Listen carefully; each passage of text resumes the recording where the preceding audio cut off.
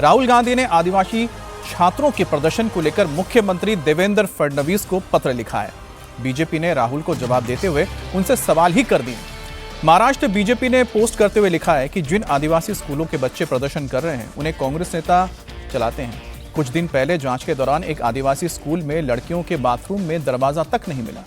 इस स्कूल को भी पूर्व मंत्री और कांग्रेस नेता वसंत पुरके चलाते हैं। बीजेपी ने कहा कि कांग्रेस की सरकार के दौरान आदिवासी स्कूलों का दुरुपयोग किया गया और राहुल गांधी को ये ड्रामा बंद करना चाहिए। दरअसल राहुल गांधी के पुणे में छात्रों के गूंज कार्यक्रम में एक आदिवासी छात्रा शामिल थी।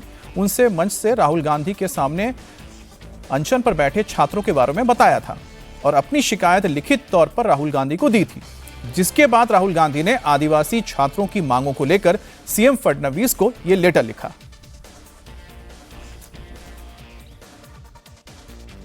मैं जो मांजरी में पिछले 10 दिनों से भूख हड़ताल चल रहा है, जो मेरे भाई बहन जो अनशन पर बैठे हैं, वहां से मैं आई हूँ। तो मुझे कहाँ बैठे हैं? मांजरी में, पुणे में ही। अच्छा, और क्या कारण क्या है? जो हमारी मांगे हैं वो इसमें लाई है। मैं आपको आगे बोलो। तो हमारी मांगे है कि हमें शिक्षा चाहिए और मैं आपको मराठी में समझाऊंगी ताकि ताकि मेरी बात है वो अकेली निशा की नहीं है, वो सब ट्राइबल स्टूडेंट की है, पूरे देश की है, पूरे महाराष्ट्र की है। इसलिए मैं आपको मराठी में बात करके बताऊंगी। अब राहुल गांधी ने जिन नियमों पर सवाल उठाए हैं वो जान लीजिए क्या है।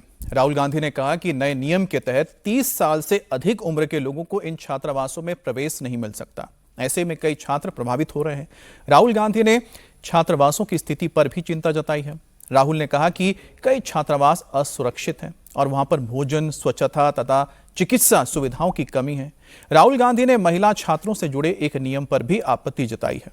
राहुल ने आरोप लगाया कि लंबे वक्त तक अनुपस्थित यानी कि हॉस्टल में नहीं रहने के बाद लौटने वाली छात्राओं को गर्भ अवस्था परीक्षण यानी कि प्रेगनेंसी टेस्ट समेत कई तरह की मेडिकल जांच से गुजरना पड़ता है। अब इसे छात्राओं की गरिमा पर हमला राहुल गांधी बता रहे हैं। अब राहुल गांधी के सामने जब ये तमाम चीज़ें रखी गई थी उस वक्त के दौरान, तो आपने देखा होगा कि किस तरह से राहुल गांधी ने उनके शिकायतों को सुना। उसके बाद उन्होंने इस चिट्ठी को पोस्ट भी किया और सवाल उठाए, जिस पर सरकार की ओर से जवाब भी आ गया। हमारे साथ स्टूडियो में दो हमारे बहुत ही खास मेहमान भी मौजूद हैं। हमारे साथ वरिष्ठ पत्रकार अजीत द्विवेदी जी हैं, साथ ही साथ हमारे साथ शांतनु गुप्ता जी हमारे साथ हैं। शांतनु जी, आपका बहुत बहुत स्वागत है। पहली बार मैं आपके साथ ये शो कर रहा हूँ। देखिए अजीत जी, पहली तो चीज़ एक ही है कि अगर राहुल गांधी ने सवाल उठाया है, ठीक है, तो वाकई में वहाँ पर स्टूडेंट्स को परेशानी होगी ना, तो सरकार को तो वो परेशानी दूर करनी चाहिए। सरकार 10 दिन से क्यों नहीं कर रही है आदिवासियों के जो छात्र हैं बैठे हुए हैं उनकी परेशानी को दूर? देखिए, ये इतनी बेसिक बातें हैं, इतनी बुनियादी चीज़ें हैं कि जिसके लिए राहुल गांधी का इंतजार नहीं किया जाना चाहिए कि वो आए और आकर के इसकी तरफ ध्यान आकृष्ट कराएं और तब उसके बाद जाकर के उसके ऊपर कार्रवाई हो। एक बात तो यह, और दूसरी बात यह है कि ये किसी एक हॉस्टल की बात नहीं है। ये इस तरह के जितने छात्रावास बने हुए हैं, लड़कियों के भी लड़कों के भी, वहाँ बेसिक एमिनिटीज बहुत अच्छी नहीं है। और ये आपको अब कितनी जगहों की बताया। हम लोग अभी उत्तर प्रदेश की राज्यपाल ने स्वयं जाकर के बताया, एक जगह जाकर के, जिसके बाद काफ़ी चर्चा भी हुई थी इस बात की। तो हर जगह आप देखिए, राहुल गांधी बिहार में भी गए थे, मुजफ्फरपुर के एक छात्रावास में जाकर के उन्होंने ऐसी कमियां बताई थी। तो ये छात्रों के साथ, छात्राओं के साथ जो बेसिक एमिनिटीज की कमी है, इसको दूर करने के उपाय किए जाने चाहिए। और ये शिक्षा के साथ जुड़ी हुई बेसिक बात है। शिक्षा ही नहीं, मतलब जो स्टूडेंट्स के छात्रावास हैं उसके अलावा जो ऐसे यूथ हॉस्टल्स भी हैं, जो युवाओं के लिए भी छात्रावास हैं, स्किल ट्रेनिंग के लिए जो बनाए गए हैं, उन सब जगह इस तरह की समस्या है। तो ये समस्या राहुल गांधी के उठाएं, इसका इंतजार नहीं करना चाहिए। जो लोकल एडमिनिस्ट्रेशन है, जो यूनिवर्सिटी का एडमिनिस्ट्रेशन है, कॉलेजेस के एडमिनिस्ट्रेशन है, उसको इन सब चीज़ों की मॉनिटरिंग करनी चाहिए। और सबसे ज़रूरी ये है कि जो वार्डन होते हैं, वार्डन के ऊपर दूसरे लोग होते हैं जिनकी जिम्मेदारी होती है, उनको जिम्मेदार अगर नहीं ठहराया जाएगा तो इस तरह की समस्याएं होती रहेंगी। लेकिन अजीत जी, इसमें अब जिस तरह से सरकार की ओर से, शांतनु जी, जो हमने बताया कि सरकार की ओर से कहा गया कि जो हॉस्टल चलाए जा रहे हैं वो तो कांग्रेस के नेता चला रहे हैं, लेकिन उसमें भी एक जो अहम बात राहुल गांधी ने कही है, ये प्रेगनेंसी टेस्ट की क्या जरूरत है सर? वाकई में सही सवाल है। देखिए, जब भी इस तरह के जो भी लिविंग इंस्टीट्यूट्स होते हैं, जो रेजिडेंशियल इंस्टीट्यूट्स होते हैं, उस पर पूरा जो स्टूडेंट्स है उसकी जिम्मेदारी सरकार के ऊपर होती है, जो चला रहे हैं उसके ऊपर होती है। जो लंबे समय के बाद कोई महिला छात्र आती है, तो ऐसे पास्ट में केस आए कि वो महिला प्रेग्नेंट हुई, तो फिर जो उसके पेरेंट्स हैं वो तो आपसे जवाबदेही मांगेंगे कि आप महिला क्या सुरक्षित क्षेत्र पर नहीं है। तो ऐसे कई इंस्टीट्यूशंस में ये पुराना रिवाज है, पुरानी एक प्रोटोकॉल है कि अगर लंबे समय के बाद आप छात्रावास में वापस आई हैं तो प्रेगनेंसी टेस्ट होता है, जिससे कि भाई हमारे यहाँ ऐसा नहीं हुआ, कोई हमारे यहाँ कृत्य नहीं हुआ, हमारे यहाँ आप सेफ हैं, आप अपनी मर्जी से जो करना चाहते कर सकते हैं, लेकिन हमारे यहाँ जो रूल्स हैं वो फॉलो होते हैं। तो ये कई आश्रमों में, कई इंस्टीट्यूशंस में, कई लिविंग इंस्टीट्यूशंस में, कई रेजिडेंशियल इंस्टीट्यूशंस में इस तरह के प्रेगनेंसी टेस्ट के प्रावधान होते हैं।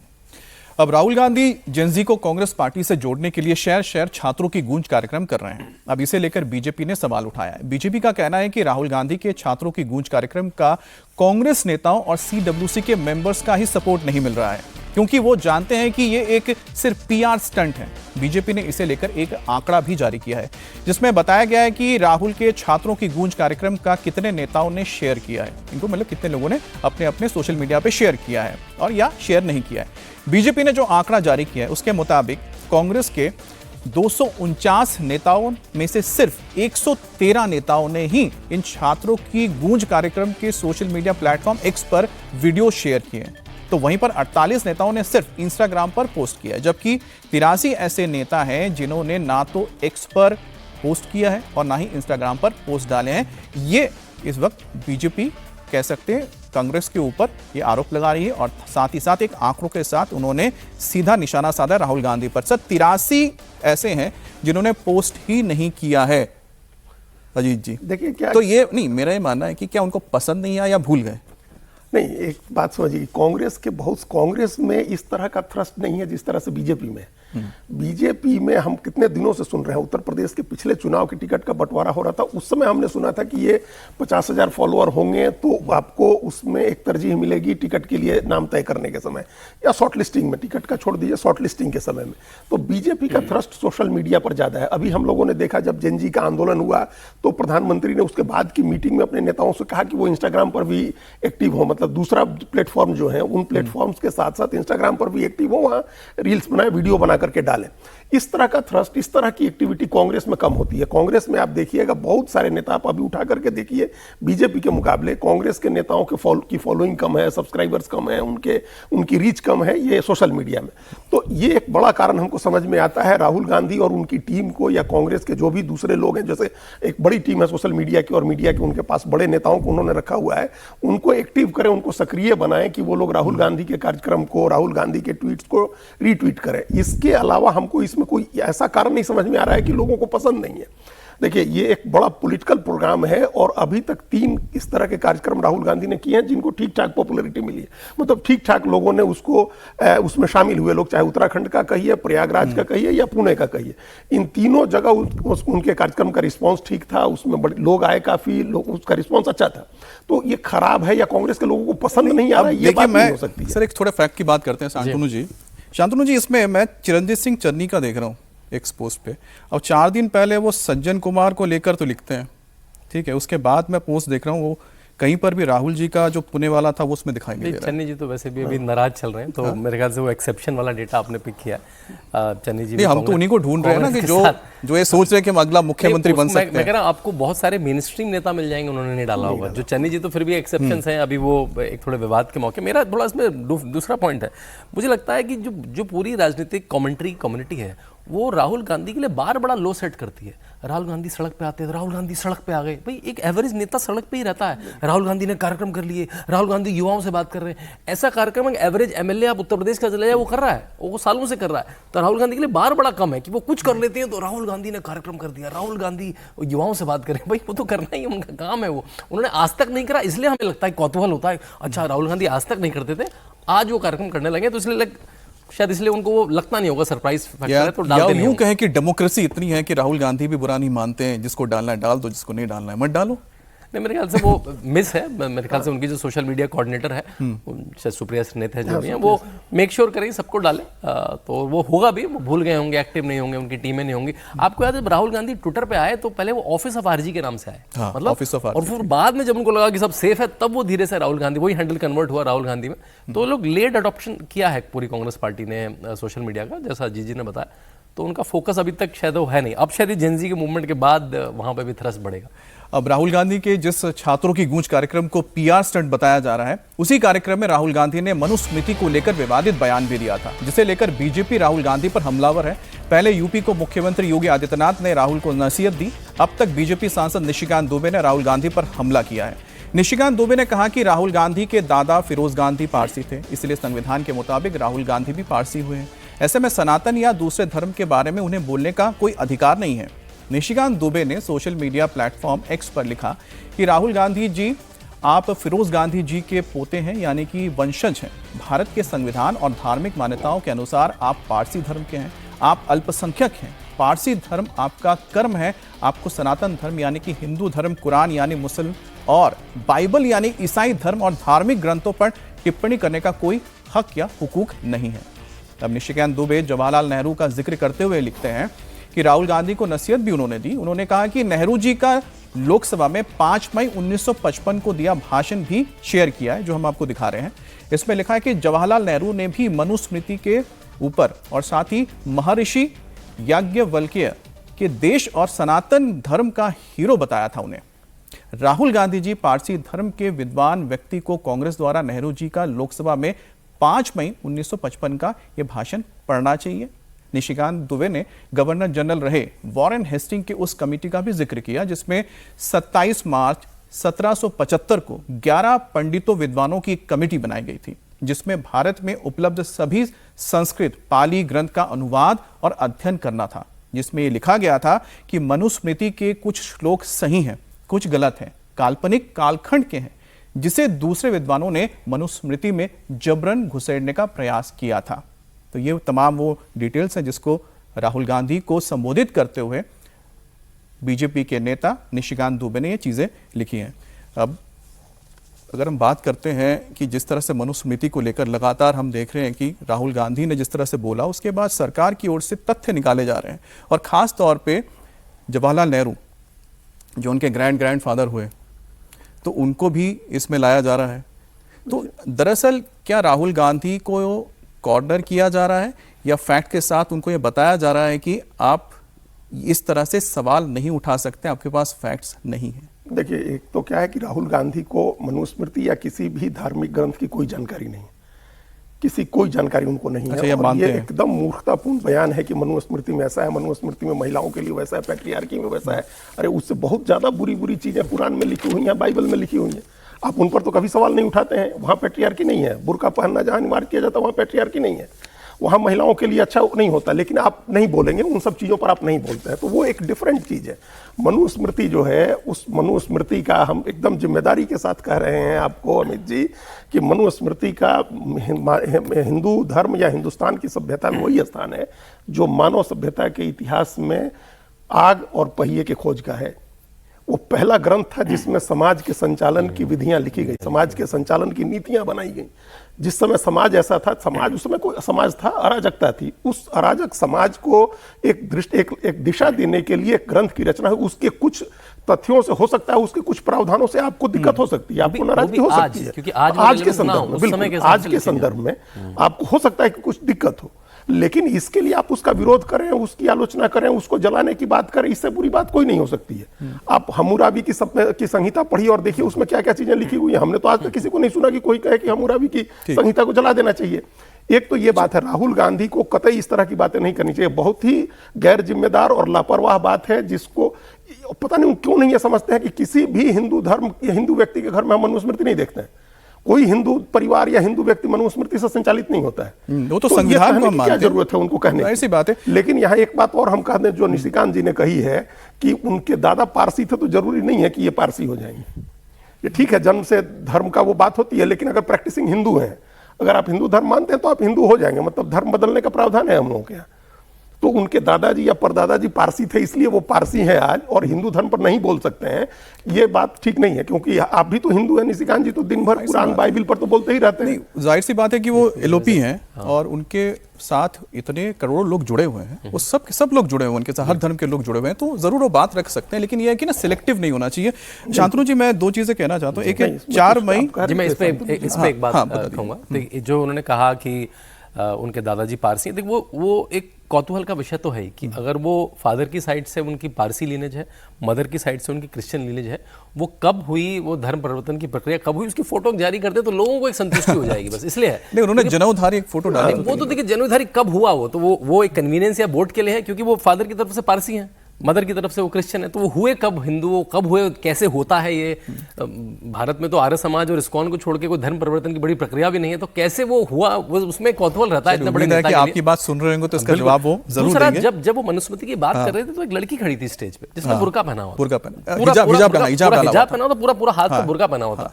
मैं भी अभी कुछ समय से पुणे से आ रहा हूँ, थोड़े दिनों पहले, बड़ी गर्मी है वहाँ, बड़ी उमस है, खुद तो उन्होंने बड़ी अच्छी सी कॉटन की शर्ट पहनी हुई है, उसमें वो लड़की इतना बड़ा कपड़ा पहन के बढ़ी है, तो वो पेट्रियार्की है या फिर उसकी अपनी मन से उसका फैशन सेंस है या उसका धार्मिक सेंस है। वो उससे पूछा क्या उस लड़की से उन्होंने, तो उस स्टेज पे वो लड़की को खड़ी करके आप मनुस्मृति पे जैसे आपका कितना अध्ययन है।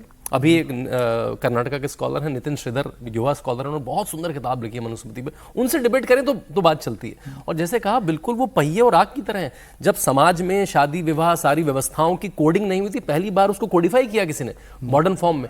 हाँ, कुछ चीजें ऐसी हो सकती हैं जो उस समाज में उस समय कालखंड में रेलेवेंस हो, आज रेलेवेंस ना हो उनको, तो उसको नहीं फॉलो करते हैं। जाहिर सी बात है, जब महिलाओं की बात होती है तो उसमें तो हर समाज की महिला आती है ना, तो हर समाज की महिला की जो परेशानियां उसको लेकर आना चाहिए। जब इनहेरिटेंस की बात हुई, उत्तराधिकार की बात हुई, तो मनुस्मृति को कोट किया।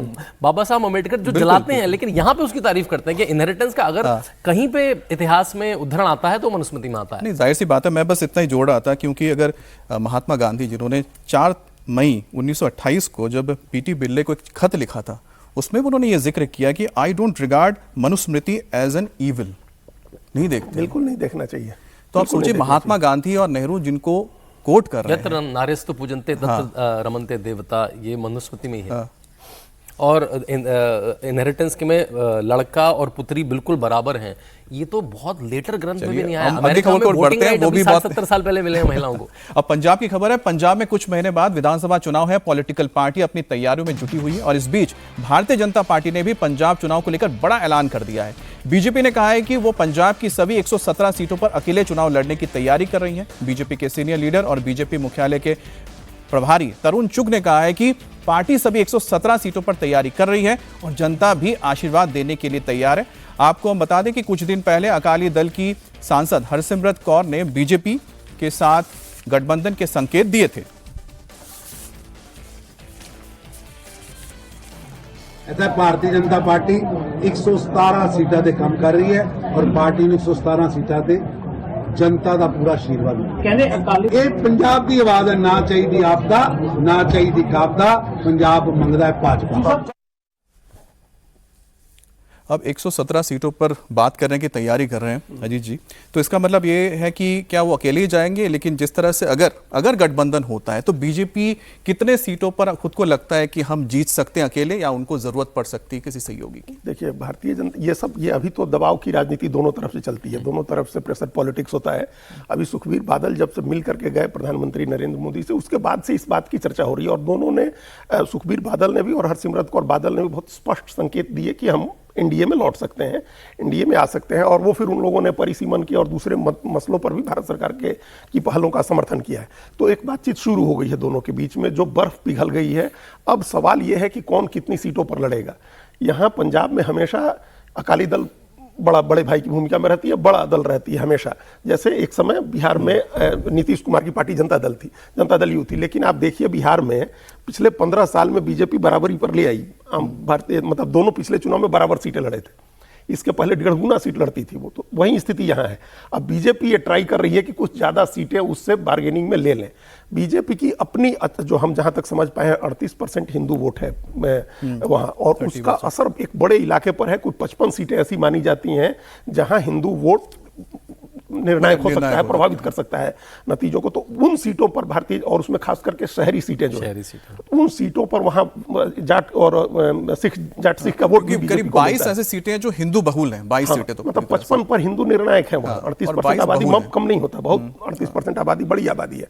और एक भी बाकी पार्टियों को आप देख लीजिए, सब जाट सिख वोट की पॉलिटिक्स कर रही है। जरा बताइए ना कितने में हो सकता है? देखिए, हम तो मान रहे हैं कि 50 सीट से कम पर बीजेपी किसी स्थिति में नहीं, और हिस्टोरिकली शायद वो 20-25 सीट लड़ती रही है। 27 सीट, 27 सीट ऐसे लड़ी 25 सीट इस तरह की सीटें उसके लड़ने तो की। उसके ऊपर कुछ भी गेन है तो मेरे ख्याल से वो 40-50 टच करेगी अगर वो एसडी के साथ आती है। आप शांतनु जी, बस मैं ब्रेक पे जाने वाला है, तो आप ये मानते हैं कि गठबंधन करने के लिए बीजेपी भी इच्छुक है? मेरे ख्याल से हो सकती है, क्योंकि उन्होंने एक ही चुनाव है जो अकेले लड़ा है सारी सीटों पे, और जब आप लंबे समय तक सरकार रही है श्रोमणी अकाली दल के साथ, तो उनका बहुत सारी सीटों पर प्रेजेंस नहीं होगा, खासकर जो जट सिख सीटें हैं, और वो सारा शहरी सीटों पे दलित अच्छी पॉपुलेशन है, हिंदू दलित पॉपुलेशन है, वहां पे वो फोकस करेंगे, जहां मायावती भी आके चुनाव लड़ती है। पिछली बार चुनाव जब हुए थे उसमें 22 जो सीटें थी हिंदू बहुल, उसमें से बीजेपी को सिर्फ 2 सीटें मिली थी, आम आदमी पार्टी को 12 सीटें गई थी। लेकिन सबसे बड़ी बात है कि बीजेपी ने 2024 में जो चुनाव लड़ा लोकसभा का, उसमें पिछली बार से 18%, यानी पिछली बार अगर 9% आए थे 2019 में, तो 18% वोट तो बढ़ा लिए, लेकिन उसमें दिक्कत एक ही आई, एक भी सीट नहीं जीत पाई। और इसीलिए अभी जो चर्चा हो रही थी उसमें बताया जा रहा था कि अकाली के साथ जा सकती है बीजेपी।